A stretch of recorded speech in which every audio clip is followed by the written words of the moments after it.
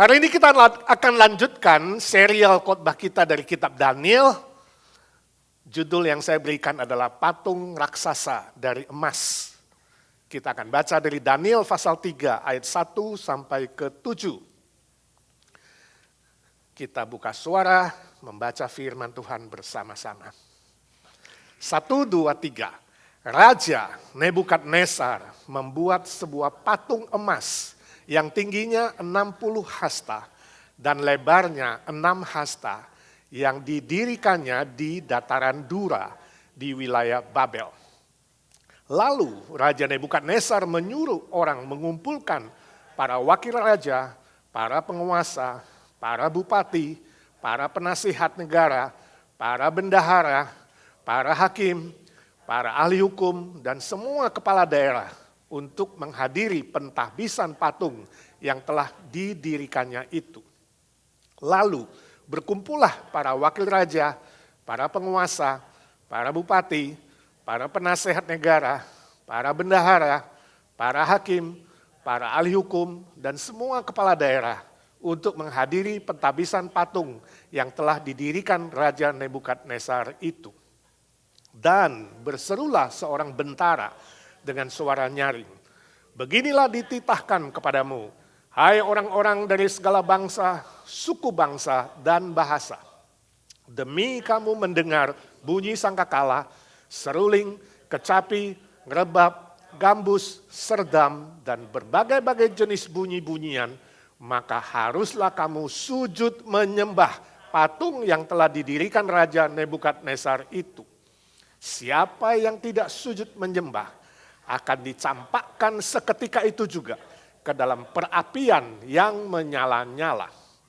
Sebab itu, demi segala bangsa mendengar bunyi sangkakala, seruling, kecapi, rebab, gambus, dan berbagai-bagai jenis bunyi-bunyian, maka sujudlah orang-orang dari segala bangsa, suku bangsa, dan bahasa, dan menyembah patung emas yang telah didirikan Raja Nebukadnezar itu.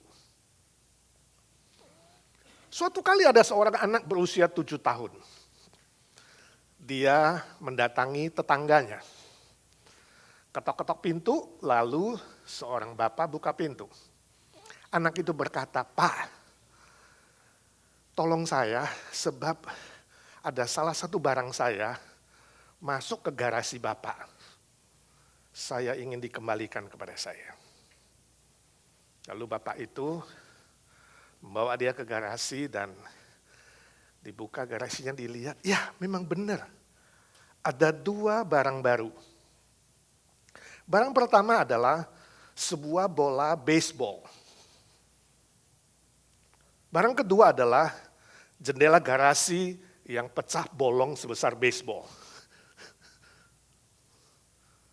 Lalu bapak itu bilang, "Coba kamu jelaskan, Nak, bagaimana baseball itu bisa masuk ke garasiku? Baseballmu itu loh." Lalu anak itu bilang, "Saya kira hari ini lemparan saya sangat tepat sehingga baseball saya masuk melalui lubang itu." Saudara, ini yang disebut dengan contoh pencobaan iblis yang membuat manusia sudah bersalah, tidak ngaku salah, tidak minta maaf, tapi malah membanggakan kesalahannya. Sudah pernah dapat anak kayak begitu gak? Udah pecahin barang, dia bilang, "Mah hebat ya, lemparanku tepat." Padahal hancur itu barang. Ini yang terjadi pada Nebukadnezar yang kita baca di pasal ketiga. Alkitab tidak bilang berapa lama setelah Daniel memberitahu Nebukadnezar bahwa makna mimpinya itu adalah sebuah patung besar dan kepala patung yang emas itu adalah Nebukadnezar. Tidak bilang berapa lama. Tapi dari penaklukan Nebukadnezar terhadap Yahudi itu berlangsung 3 kali. 3 kali itu kira-kira 18 tahun. Selama 18 tahun Nebukadnezar menaklukkan Yahudi, membawa banyak pengungsi dari Yahudi, Yerusalem ke Babel. Ditambah juga Nebukadnezar berhasil menaklukkan negara-negara Timur Tengah kuno dan sekitarnya. Jadi sangat makmur, sangat jaya, sangat hebat, sangat sukses. Nah, karena kesuksesannya itulah kemudian Nebukadnezar membangun sebuah patung raksasa dari emas. Dia lupa bahwa Daniel sudah bilang, ingat loh, kepala patung itu emas, tapi segera akan berlalu karena kerajaanmu akan digantikan oleh kerajaan lain yang dari perak itu. Dia lupa. Ya, jadi makna mimpi Nebukadnezar bahwa dia akan berhasil tidak membuat dia kemudian tunduk kepada Tuhan. Dia tahu bahwa kekuasaannya akan berlalu tidak membuat dia tunduk kepada Tuhan, tapi membuat dia malah jadi sombong. Sebab itu dia membangun patung raksasa dari emas. Mungkin dia pikir, emas itu adalah aku, maka dia membangun patung raksasa emas. Dan meminta orang-orang menyembahnya. Nah, ini adalah sebuah taktik, strategi dari iblis mencobai Nebukadnezar. Dan tidak jarang, dan sampai hari ini masih relevan mencobai kita semua. Supaya waktu kita sukses, waktu kita berhasil, waktu kita jadi lebih hebat, kita lupa diri. Kita lupa siapa kita, dan kemudian kita lupa kepada Tuhan dan mentuhankan diri sendiri. Nah, dari bacaan kita hari ini kita mau belajar ada dua strategi iblis, dua pencobaan yang ditawarkan iblis kepada Nebukadnezar dan Nebukadnezar jatuh ke dalam jeratan iblis itu. Yang pertama saya sebut dengan humanisme. Humanisme itu adalah sebuah isme atau kepercayaan bahwa manusia di bumi ini sudah dewasa.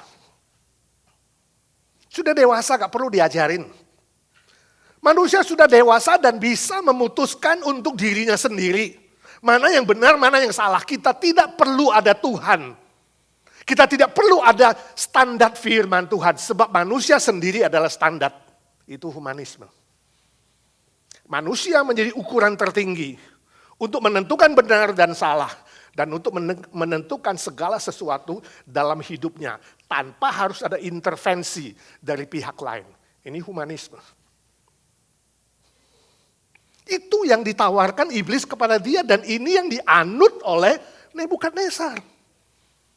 Sehingga dia membangun patung raksasa itu, tidak disebutkan itu bentuknya apa, tapi sangat-sangat kemungkinan besar itu adalah patung dirinya sendiri. Ditafsirkan tidak semua patung itu terbuat dari emas murni, tapi mungkin hanya dilapisi emas murni saja. Sebab sangat-sangat besar.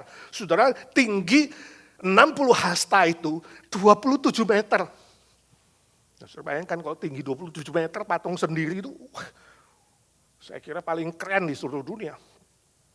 Dan lebarnya itu 6 hasta itu 2,7 meter. Gede banget. Ya. Mirip patung di Bali kali ya mas. Gede banget.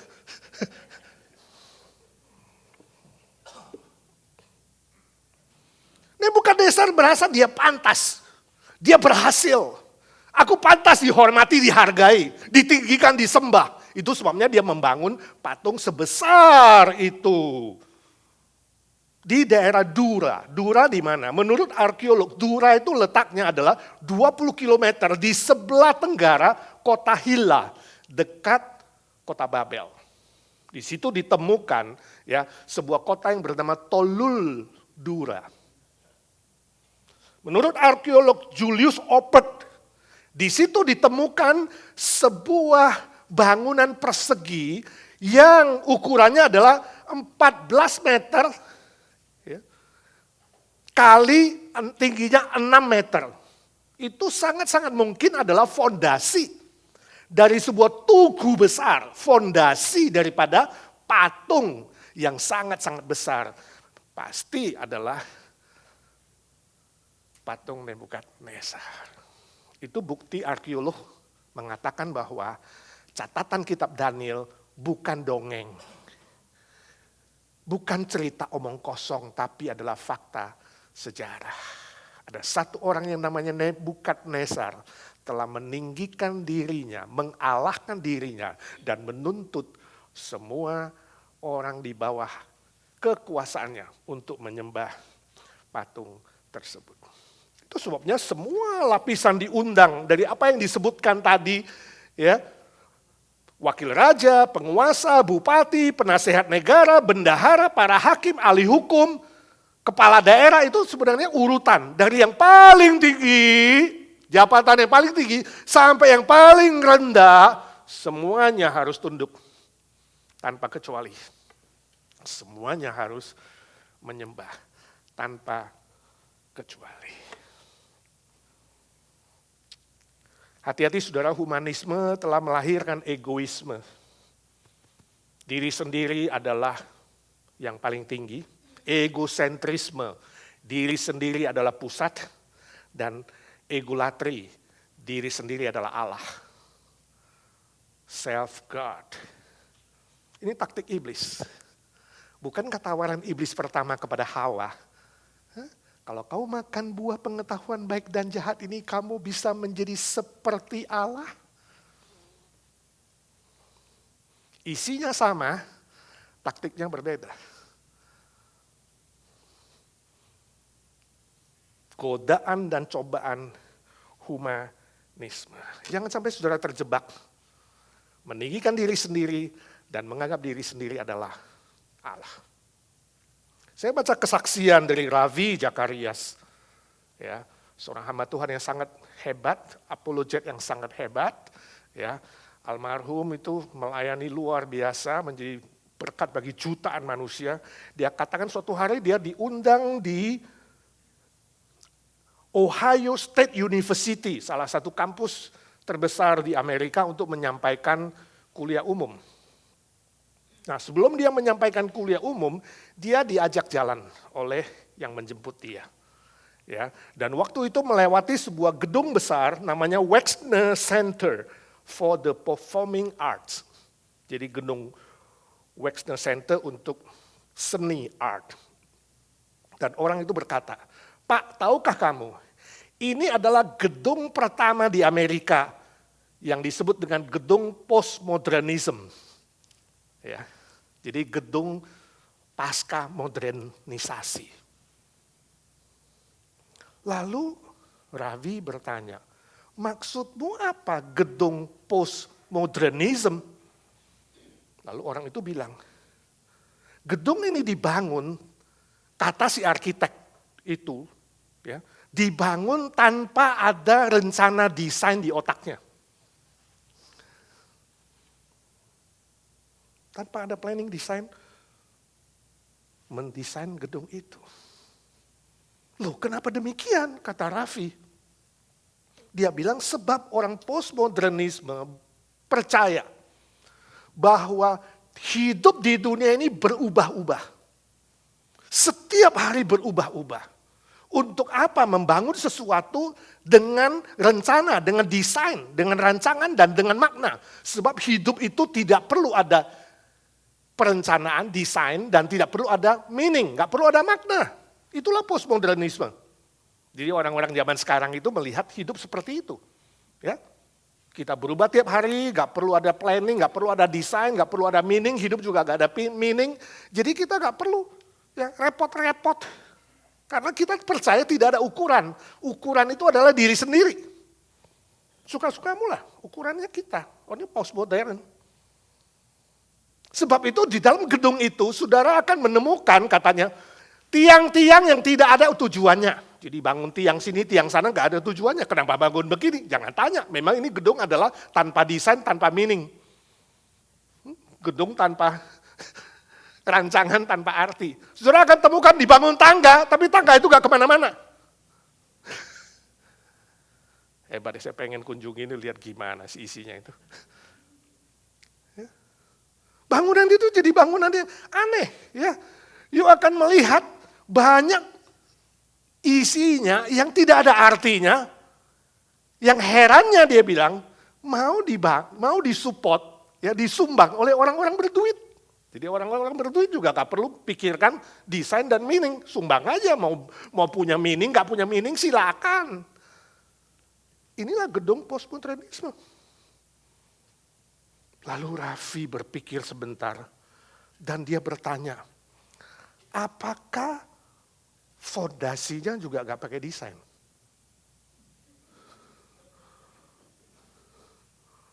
Lalu orang yang ngundang dia bicara itu, Postmo itu, dia gak bisa jawab, dia diam aja. Saudara, manusia masa kini, postmodernisme, bisa membohongi kita dengan yang kelihatan.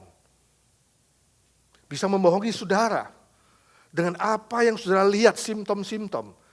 Tapi sebenarnya kita tidak bisa dibodohi soal fondasi. Jangan main-main dengan fondasi. Jika hidupmu tidak ada fondasi, tidak ada dasar yang kuat, hidupmu akan roboh, saudaraku. Hidupmu akan rontok. Itu yang terjadi, saudara, hari ini. Manusia berpikir dia sudah dewasa. Manusia berpikir dia sudah hebat. Gak butuh Tuhan. Gak butuh standar ukuran kebenaran absolut. Gak butuh A, gak butuh B. Kita sudah dewasa, kita sudah hebat. Dia lupa bahwa ujungnya adalah maut dan kebinasaan. Itu yang dikatakan di nats pembimbing tadi. Semua nafsu keinginan manusia, kesombongan manusia akan berujung pada kebinasaan. Seorang penulis yang tidak mau disebut namanya anonim, dia menuliskan tulisannya seperti ini. Dia katakan ternyata pada akhirnya kita tahu manusia itu tidak ada yang hebat, tidak ada yang bisa disombongkan. Jangan sombong dengan kecantikanmu dan ketampananmu, karena pada akhirnya kamu akan jadi tulang atau debu. Jangan sombongkan pakaian mewahmu, karena pada akhirnya pakaian yang kamu pakai adalah kain kafan atau pakaian mayat. Jangan kau sombongkan kendaraanmu, mobilmu, motormu, pesawatmu, kapal terbangmu, kapal layarmu, kapal pesiarmu. Sebab kendaraan terakhir yang akan kau pakai adalah mobil jenazah. Dan itu pun bukan milikmu, pinjaman. Jangan kau sombongkan dengan tempat tidurmu yang berlapis emas, yang empuk, yang nyaman. Sebab tempat tidurmu yang terakhir adalah peti mati, ukurannya piro. Jangan kau sombongkan dengan rumahmu bagaikan istana yang megah. Karena rumah kita yang terakhir adalah kuburan. Atau guci penampung debu.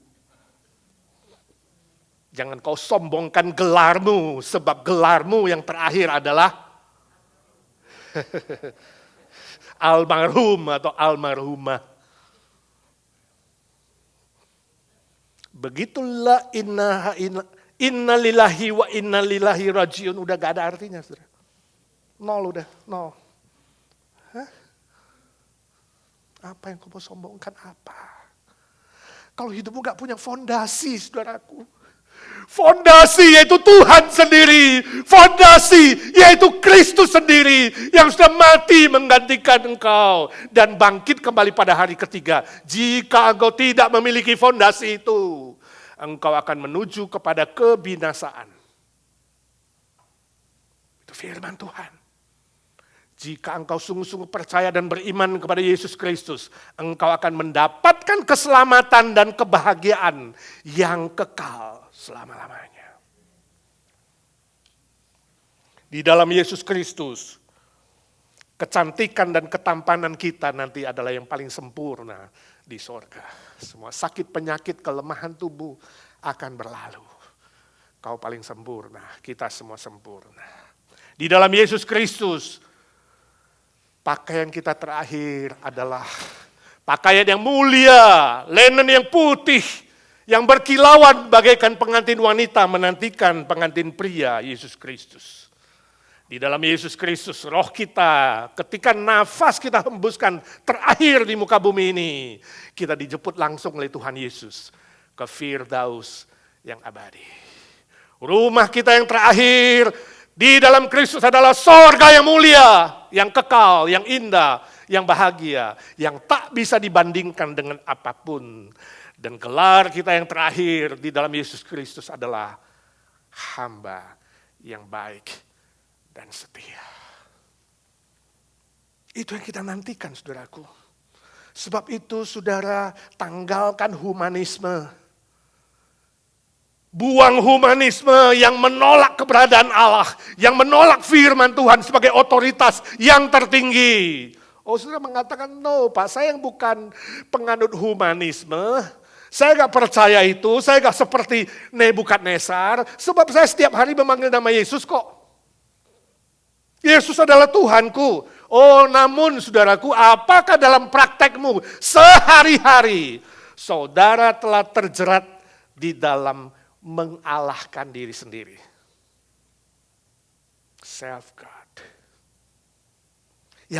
Yang saudara pikir saudaralah satu-satunya yang menentukan segala sesuatu, benar dan salah. Saudara yang menentukan rencana dan tujuan hidupmu. Saudara yang menentukan segala-galanya tanpa melibatkan Tuhan, tanpa melibatkan firman-Nya.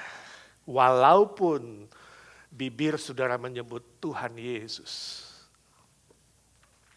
Bisa terjadi? Oh bisa, kita cek doa saudara. Ketika saudara berdoa, apa yang terjadi? Saudara pernah perintah-perintah Tuhan enggak? Jadi saudara seolah-olah Tuhan dia hamba. Oh Tuhan, lakukan ini, lakukan itu, lakukan ini. Dalam nama Yesus aku panggil, do this, do that for me. Yang Tuhan sopo. Di dalam doa saudara pernah marah-marah gak sama Tuhan? Seolah-olah Tuhan itu hutang sama kamu. Ngomel-ngomel marah-marah waktu saudara hanya mendapatkan sedikit kesusahan dan penderitaan dan ketidaknyamanan. Seolah-olah kamu di dunia ini hanya layak menerima kenikmatan dan kesenangan tanpa ada derita. Pernah gak dalam doamu ngancem Tuhan? Tuhan, kalau bulan depan gak dapat rumah, gua gak mau ke IGNC lagi, sorry. Pak ini doa-doa nyanyi mujizat turun mana? Kalau minggu depan gak dapat mobil baru Tesla.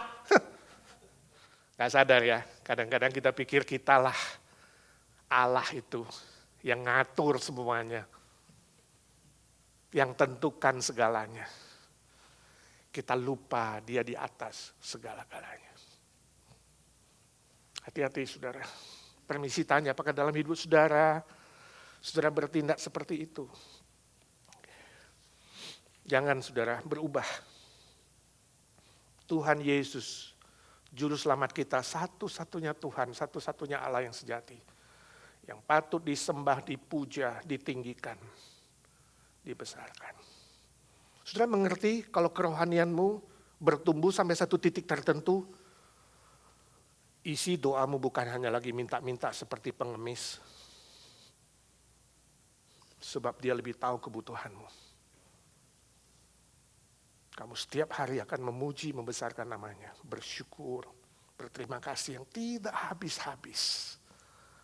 Gak terhitung kasih kebaikannya. Ingat, apapun persoalanmu, apapun yang terjadi di dunia ini, Tuhan tidak pernah salah. Tuhan tidak pernah dusta. Tuhan tidak pernah buta atau tuli. Dan Tuhan tidak pernah hutang kepadamu dan kepada siapapun. Amin. Buang humanisme. Yang kedua, materialisme. Itu ayat 4-7. Setelah patung didirikan dan diperintahkan, ya, kemudian Nebukadnezar memerintahkan semua orang harus menyembah patung itu. Materialisme, sebuah isme, sebuah kepercayaan yang yakin bahwa materi, benda yang kelihatan, itu adalah nilai yang tertinggi. Itu adalah ukuran daripada kesuksesan, keberhasilan. Itu adalah tujuan hidup kita, yaitu mengejar sesuatu yang kelihatan, yang materi. Itu materialisme. Ya. Materialisme adalah saudara sepupu dari humanisme. Itu sebabnya ketika iblis menawarkan humanisme kepada Nebukadnezar, kemudian dia juga merangkul sepupunya, yaitu materialisme. Dan dia minta seluruh manusia, ini perintah supaya menyembah. Dan barang siapa yang tidak menyembah benda itu, patung raksasa emas itu akan dihukum dalam dapur perapian yang menyala-nyala. Saudaraku, humanisme menjerat manusia menyembah diri sendiri, materialisme menjerat manusia kemudian menyembah sesuatu, benda, materi yang kelihatan. Ini membuat manusia menurunkan derajatnya. Waktu Tuhan menciptakan manusia, dia bilang apa? Taklukkanlah bumi. Kuasailah segala sesuatu. Itu perintahnya. Jadi manusia di atas materi, manusia di atas benda, manusia di atas alam. Tapi kemudian digoda, dicoba untuk dibalik. Alam disembah, pohon disembah, laut disembah, gunung disembah, benda disembah, diangkat ke atas. Tuhan dibuang, gak perlu ada Tuhan. Dan manusia kemudian menjadi budak dari benda. Ini materialisme. Ya. Sebabnya hukum Taurat yang kedua sangat jelas dalam Keluaran 20 ayat 4 sampai 5. Jangan ada patung dan berhala apapun yang kau sembah. Jangan ada itu di hadapan Tuhan. Permisi tanya, apakah ada patung-patung dalam hidupmu yang kau sembah? Yes or no? No, yakin? No patung. Ya memang orang modern, orang postmodern itu lebih cerdas dibanding orang-orang zaman kuno. Ya, yang menyembah patung yang kelihatan, dewa A, dewa B, dewa C, yang menyembah pohon, menyembah laut, menyembah gunung, menyembah ini, menyembah itu. Orang masa kini tidak menyembah patung-patung seperti itu lagi. Jarang lah, ada tapi jarang sekali menyembah patung-patung. Tapi saudara, dalam prakteknya, cobaan materialisme sampai hari ini masih relevan untuk semua kita yang hidup di zaman postmodern ini. Sebab materialisme memiliki beberapa manifestasi, beberapa bentuk lain, yaitu misalnya hedonisme. Hedonisme artinya gini, kamu mengejar kesenangan. Kesenangan adalah nilai tertinggi di muka bumi ini. Perasaanmu itu yang terpenting. Jadi kamu lakukan apa-apa tergantung, kamu senang gak sih? Kalau kamu senang ya oke, gak senang ya gak usah. Jadi kesenangan menjadi ukuran. Saudara mengejar kesenangan. Untuk apalah, ya benda-benda gak perlu, yang penting makan enak. Jalan-jalan. Perasaan senang ya gue ke gereja, gak senang nanti dulu. Kalau senang doa, gak senang ya gak usah. Tergantung ini perasaan. Nah itu hedonisme. Mengejar pleasure, kesenangan dan kenikmatan dunia. Mirip itu anaknya materialisme. Ya. Contoh lain, konsumerisme. Konsumerisme adalah keinginan yang menjadi ukuran.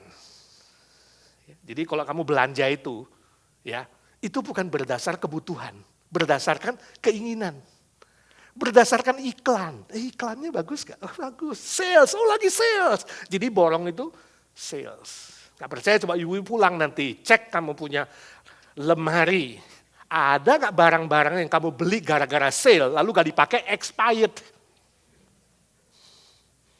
Gak perlu ya dibeli, yang penting banyak, murah. Begitu dibuka, expired buang. Saudara telah terjebak materialisme, konsumerisme ini. Ya. Saudara shopping bukan karena kebutuhan, shopping karena keinginan. Memuaskan keinginan saudara shopping. Shopaholic. Gak percaya, pulang, lihat lemari pakaianmu. Ada gak pakaian baru loh ya, yang gak pernah kamu pakai, sudah 2 tahun di situ. Jadi untuk apa kamu beli 2 tahun lalu itu, untuk apa coba? Ini konsumerisme. Ini adalah manifestasi dari materialisme. Saudara membeli dan belanja dan menghabiskan uang yang dititipkan Tuhan padamu berdasarkan nafsu keinginanmu, bukan berdasarkan kebutuhan. Planning cuma mau beli susu ke Target, pulang dari Target, belanjanya itu pakaian, sepatu, sampai rumah, mana susu? Baru kamu ngomong gila kali aku ya. Memang gila, gila belanja. Contoh lain disebut pragmatisme. Pragmatisme itu adalah bahwa logika praktis. Pragmatis. Logika praktis itu menjadi ukuran dari kebenaran. Yang penting itu ya masuk akal dan logis lah. Yang penting praktis, it works. Saudara kan dengar orang bilang, oh yang penting it works. Mau begini kayak begono kayak yang penting baik, sama-sama cocok, it works. Ya, gak usah pusing soal benar apa gak benar, yang penting cocok dan works. Bisa berjalan baik. Suka sama suka, senang sama senang, I'm okay, you're okay. Itu buku psikologinya. Ya. Cocok gak? Jalan gak? Oke, jalan. Seorang anak tanya kepada mamanya, Ma, dalam pacaran boleh gak premarital sex? Ya, kalau anakmu tanya, kamu jawab apa? Mamanya bilang, nak sabar dulu. Kamu pacaran belum lama. Tunggu kalau udah cocok ya bolehlah. Jadi yang penting cocok. Bapaknya bilang, no jangan gitu. Ya nak kalau kamu sudah gak tahan, ya pakailah kondom. Yang penting aman. Lalu kakeknya bilang, ya menurut kakek yang penting itu ya senang sama senang. Ya dulu kakek sama nenek juga gitu loh. Nenek bilang khusus enak aja. Ingat gak dulu kita doa dulu loh. Sama Tuhan. Rohani ya, rohani sekali. Saudara ini sami mawon. Sama saja ini. Ukurannya adalah dia sendiri. Ukurannya adalah kesenangan. Pragmatisme. Yang penting cocok, yang penting aku senang, kamu senang. Sangat-sangat bahaya saudara. Ini berhala materialisme.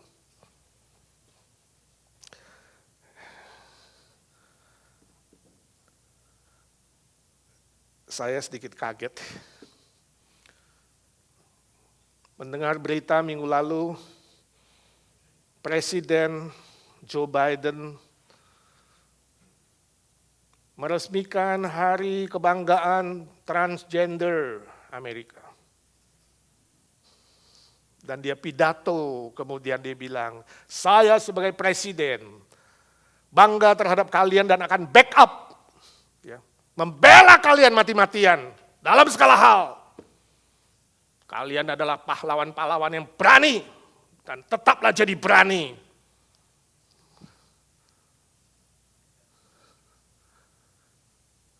Saudara, sebagai presiden Amerika kita menghargai dia sebagai presiden secara politis. Tapi kalau secara sikap dan praktek yang melawan Tuhan dan firman-Nya, sorry kita gak setuju dan kita gak support. Walaupun dia mengaku dia orang Kristen, bagi saya ini kemunafikan, ini dosa yang melawan Tuhan. Di mana Tuhan, apa yang Tuhan benci, dia banggakan dan dia rayakan secara nasional. Dan dia support. Saudara, kita hidup dalam dunia yang sedemikian hari ini. Manusia telah kehilangan ukuran kebenaran yang sejati. Manusia telah menjadikan dirinya sendiri itu adalah Allah dan menjadikan benda adalah Allah. Mencampakkan Tuhan gak tahu kemana.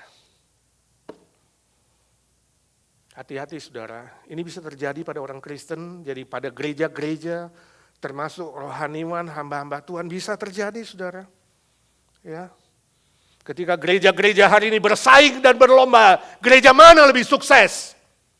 Teologi sukses dan teologi kemakmuran telah membuat orang Kristen kemudian bersaing dan bertanding. Siapa yang lebih makmur, siapa yang lebih kaya, siapa lebih beriman, siapa lebih sehat, gedung mana lebih besar. Hati-hati, ini adalah materialisme terselubung. Ya, nggak gampang saudara. Ya, Seorang teman bilang ukuran sukses pendeta hari ini adalah ABC, ibarat kecap ABC. Ukurannya A, angka kehadiran. Berapa yang hadir? Wah, kalau dikit, aduh rasanya nggak sukses. Kalau banyak, nah hebat. Waduh. A, angka kehadiran. B, bangunannya mewah nggak? Oh masih utang, masih utang. Kita dong, lunas berlebihan lagi. 7 tingkat, 10 tingkat. Bila perlu bangun 27 meter. C, cash-nya dong. Siapa yang lebih kaya? Doakan Pak Edi ya, setiap kali lihat kecap ABC ingat. Ada cobaan di sana ABC. Saya jadi ingat dulu, beberapa tahun lalu waktu kita masih cari dana pembangunan. Seorang teman, dia bilang, Pak saya mau belikan kamu mobil Mercedes baru. Waktu itu mungkin 35.000. Saya bilang janganlah, kalau you kasih saya mobil juga saya jual, saya kasih ke pembangunan. Jangan Pak, ini untuk Bapak. Enggak, kalau you kasih pasti saya jual, saya untuk kasih pembangunan. Saudara sampai hari ini ya, dia belum kasih loh.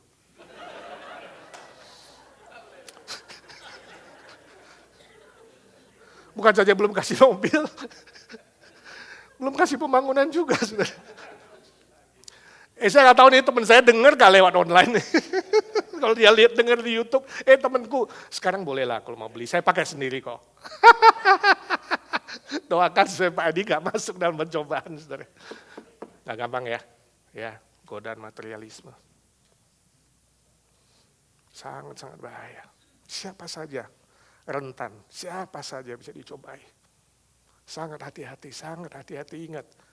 Ya, hanya Tuhan Yesus yang patut disembah. Jangan gantikan nilai-nilai spiritual. Nilai-nilai rohani yang kekal dengan benda yang sementara. Jangan gantikan Tuhan yang hidup dengan materi yang mati. Jangan gantikan Alkitab, firman Tuhan yang absolut, dengan ukuran apapun di muka bumi ini. Amin. Firman Tuhan sangat jelas dalam Mazmur 49 ayat 13. Dengan segala kegemilangannya, termasuk Nebukadnezar, manusia tidak dapat bertahan. Dia sama dengan hewan yang dibinasakan. Hewan potong. Saudara tahu nggak hewan potong itu? Hewan potong itu katanya dimanjain. Dikasih makan enak, ayam, babi, kambing, ya, dibuat gemuk, dibuat sehat, ya, dimanja-manjain. Bahkan katanya Kobe beef ya, sapi Kobe itu ya, wah dikasih minum alkohol, dipijat-pijat, ya, dikasih makan yang luar biasa supaya apa? Wah, sehat, baik dan mahal loh. Tapi ujung-ujungnya di mana? Rumah pejagalan. Jangan kira kalau kamu hari ini enak, nikmat, sehat, lupa diri. Ujung-ujungnya adalah rumah hewan potong. Saudaraku, jangan jadi seperti hewan rumah potong. Amin. Siapa paling tinggi, paling besar, paling dimuliakan dalam hidupmu? Tuhan Yesus. Yang sudah mengasihi kita, mati bagi kita, bangkit kembali. Kasihi dia dengan segenap hatimu, segenap jiwamu, segenap pikiranmu, segenap kekuatanmu. Puji besarkan namanya. Amin. Yang terutama di dalam hidup ini, meninggikan nama Yesus. Yes Lord, yang terutama di dalam hidup ini, memuliakan namanya.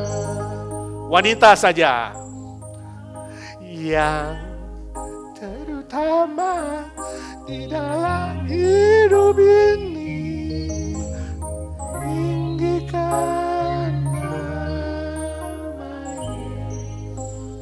Dia yang terutama di dalam hidup ini, memuliakan nama-Nya. Semuanya, haleluya, haleluya. Saya mau cinta Yesus. Haleluya, haleluya.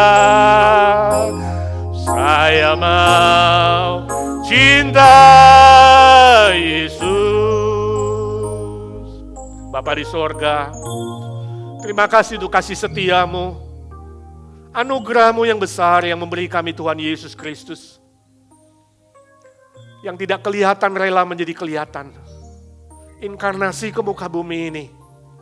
Mati buat kami, bangkit buat kami. Tuhan Yesus, kami mengasihi-Mu lebih dari apapun. Apapun Tuhan. Dan Kau tidak pernah salah, tidak pernah dusta. Kau tidak pernah berhutang apapun, kamilah yang berhutang. Sebab itu kami rindu mengasihi-Mu, melayani-Mu seumur hidup kami, apapun yang terjadi. Beri kami kesetiaan, kesungguhan hati. Jauhkan kami dari cobaan humanisme dan materialisme. Kami rindu menjadi hamba-Mu yang baik dan setia. Sampai bertemu dengan Engkau, sampai selama-lamanya ya Tuhan. Ini doa kami. Dalam nama Tuhan Yesus, berdoa, bersyukur, memuji dan menyembah, meninggikan Tuhan. Amin. Saya mau